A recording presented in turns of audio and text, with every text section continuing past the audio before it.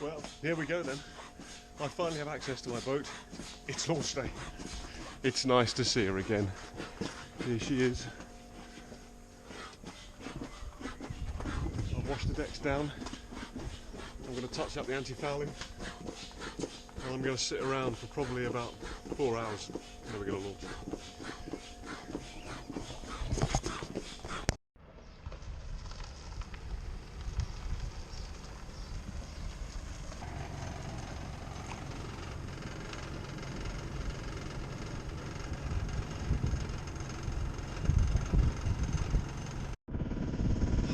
Back on the water.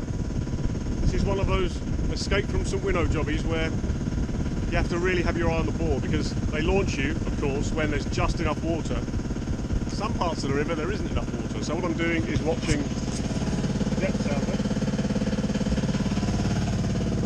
and floating HD there, comparing the two, trying to find the deepest part, just watching the depth, because one or the other, well, you know, the log is unlikely to be wrong, the depth sounder is unlikely to be wrong, but you just don't know with floating HD because you're talking about the seabed and that shifts. So I'm just watching both. I've already decided that if I get down to under half a metre, I'm going to slow right down and just pick my way through there. Lovely evening though, isn't it?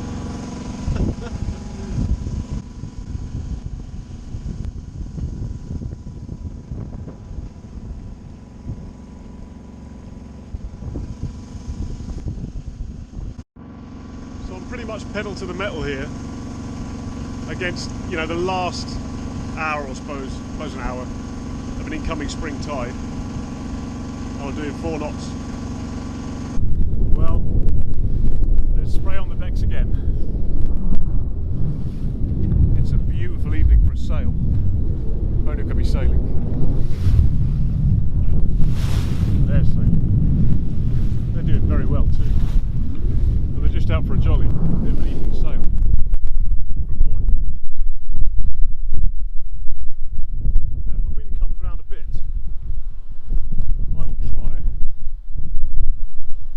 And get some sailing done, but we'll see.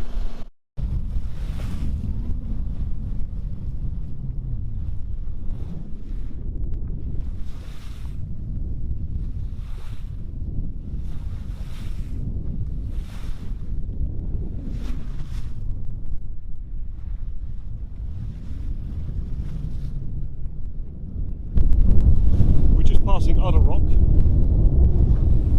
It's going to be a long day this, I think. I'm okay with that. And now, I feel it is my civic duty to share with you, ladies and gentlemen, the truth about coronavirus. You see, the alternative theory, many of you will know, is that it was a biological weapon released either on purpose or by accident in Wuhan by the Chinese. That's not true. Coronavirus is just a smokescreen. The real biological weapon is Donald Trump, isn't it? Of course it is. He was grown in a test tube in Wuhan, I'm convinced of it, and planted into the West to destroy our economies and wage war on the rest of the world, except China, of course. Yeah, that's what I think. Anyway, more importantly, I have the cure for coronavirus right here, and here it is. Let's get this party started. So this is my Leathermans, which I've adapted especially for opening Fray Bentos tins.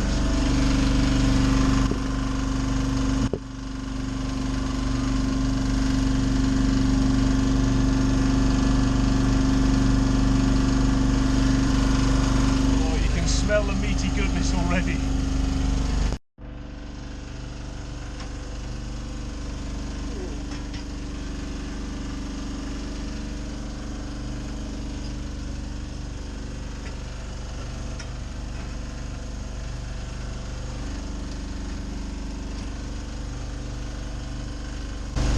Beautiful. I mean, it looks a bit like an old man's arse, but I think it's cooked.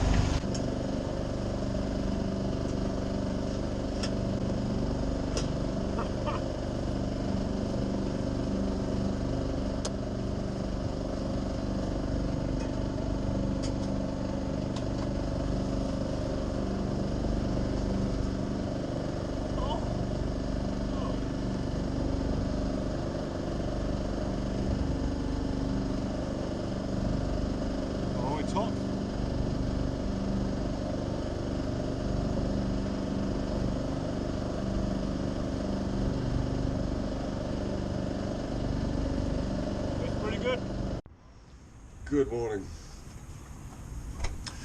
I've had probably 3.5 hours sleep. Simply because 3.5 hours was all that was left. I'm on the Tamar here. So I stole the mooring buoy last night. I just stole it. I just picked one. Because I had to, really. Simply ran out of options. I mean, you know, I could have tried to pick my way up to the mooring, but if I'd come a cropper, that would have been an outgoing tide. You know, if I'd run aground up there, that would just no need. So I'm going to start the engine, and we're out of here.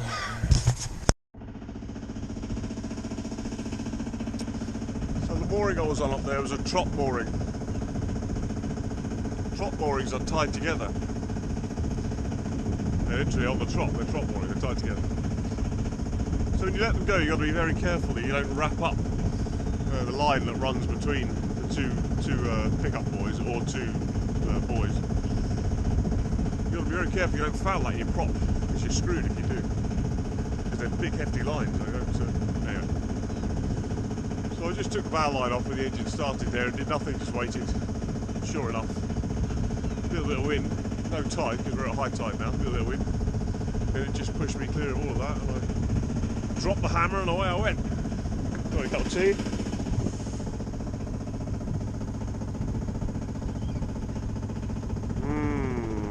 It's very good to be back on the water, I'll tell you that. It is. I must get some new mattresses for the boat. It was a hard night. My back aches, you know. Well, it was a hard day, not that hard. All things in good time.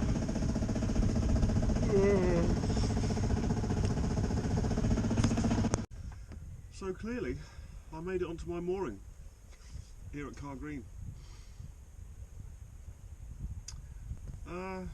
Yeah, that was a hard day yesterday, motoring all the way into the wind, but still made good time. And my plan was to arrive at the ferry crossings after 9:30, but not late, because after 9:30 the ferries only cross one every half an hour, which is more manageable, isn't it, in the dark especially. And now I'm just making a massive list of all the things that I wanted to get done before we got locked down, and will have to do before this year's Scillies trip. So I've got, this is what's going to be coming up, I suppose. Reupholster the cabin, and that's going to be buying new foam and material, and covering the foam and fitting it all. So that's not a small thing, is it? It's a big job, but it's got to be done. On the deck I have to finish my varnishing, fit the midships cleats. Formerly the midships cleats were on a track with the Genoa cars, and they always got in the way, in my opinion. You don't need it to be adjustable, it's the midships cleat, so I'm just going to bolt it just inside the track on the deck there. I've got to find a replacement alloy fair lead for that corner, because these little things, you know, that really get on my nerve and actually lower the visual of the boat quite a lot. So that's what I've got on all four corners except that one, so I've got it on three corners, haven't I? And that one's a galvanised replacement. So the choice is replace them all, the galvanised ones. Don't really want to do that. Or find another alloy one. I've been looking, finding exact duplicates of that style. It's not easy, so I'm just going to keep looking. I've taken a photograph of it. There it is. I don't know who makes them or anything like that, but you know, it's something I've got to investigate. So I have to refit my galley. I hate it, and I'm going to do a before and after of that. I don't often do that with the things that I fix here. I just show the process of fixing it, which is to my detriment, because it means that when I look back on those, I can't, you know, the memory of how bad it was fades, and you just see what you've done. So I'll do a before and after that. The galley is just awful, and always has been actually, on the boat. I don't currently have a working sink. I don't have a cool box. The storage is garbage.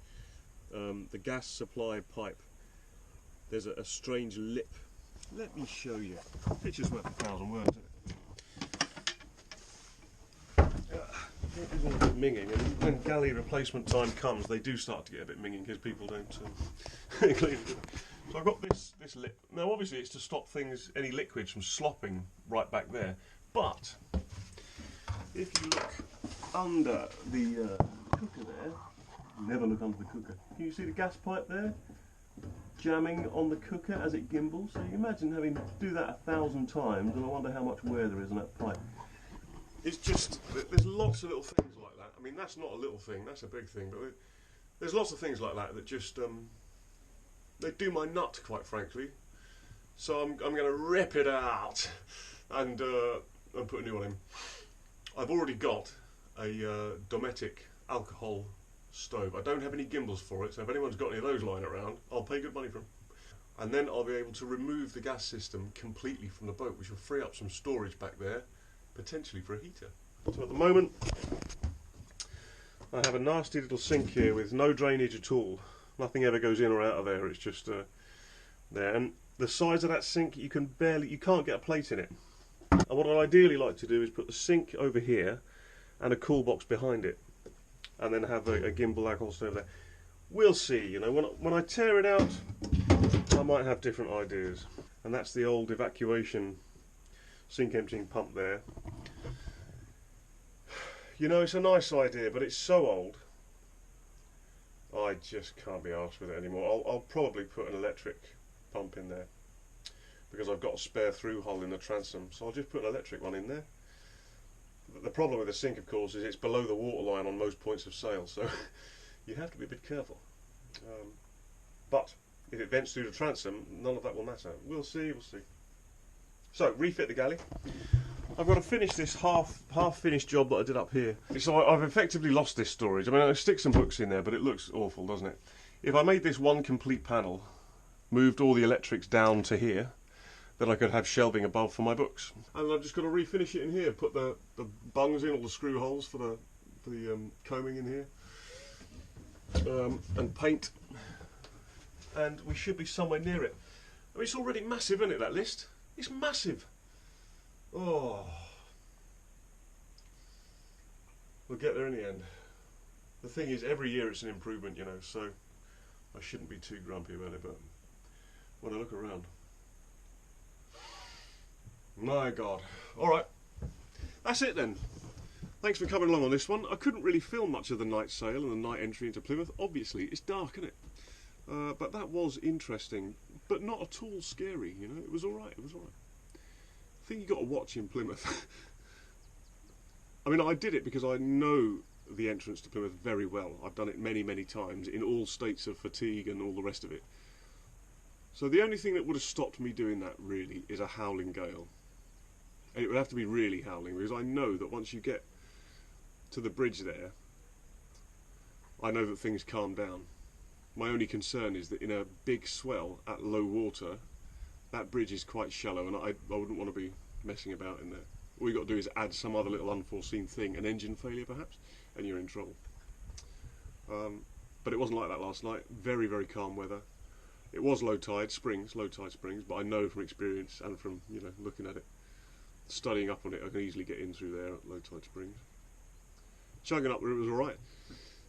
Coming up the Tamar, just south, I guess it'll be then, isn't it, of the Tamar Bridge, there are lots of unlit Admiralty buoys and fuel barges. You have really got to look out for those, particularly if it's just after dusk. I don't know whether it's because your eyes haven't fully accustomed yet, or because of the colour of them makes them blend in better when it's that kind of light. You've really got to watch out for those, because if you stoof into one of those, it's good night, I think. They don't bend, you know, they're made of steel. But I found that my cheap Praktica binoculars, 7x50s, have just enough light gathering so that even in the dark, actually, you can look out across the water and you can pick stuff up. It's it was remarkably good. So I put the autopilot on, the auto helm on, stood on the bows with the binoculars every 5 minutes and just had a little scope around and see what was out there. It was fine. Yeah, thanks for coming along. See you next time. I don't know when next time's going to be or what I'm going to be doing, but you know, it'll be the same old nonsense, won't it? Scrubbing and varnishing and sawing things up. Excellent. Alright, see you next time.